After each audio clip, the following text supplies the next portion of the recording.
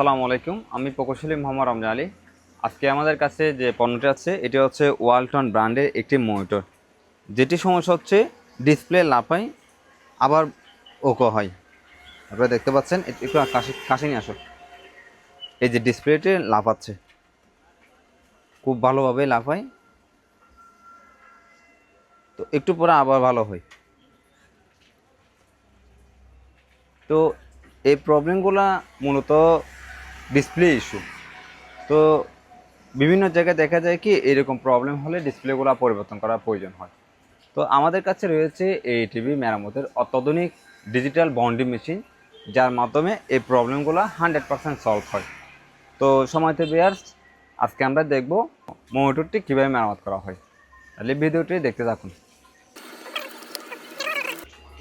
সময়ত ভিউয়ার্স, আমরা মনিটরটি ওপেন করার পরে দেখলাম সবগুলো ভোল্টেজ মোটামুটি ঠিক আছে। এখানে আমাদের ইলেকট্রনিক্স ভাষায় যেটা বলে অডিবেন ভোল্টেজ প্রবলেম হওয়ার কারণে গ্রাফিক্সটি সঠিকভাবে আসে না এবং প্রবলেম ছিল। আমরা অডিবেন ভোল্টেজটি পাস করে দিয়েছি। এখন আমরা দেখি আমাদের কাঙ্ক্ষিত রেজাল্টটি। সম্মানিত ভিউয়ার্স, ওয়ালটন ব্র্যান্ডের মনিটরটি কাজ করার পরে ইনশাল্লাহ সব কিছু ক্রিস্টাল ক্লিয়ার আছে।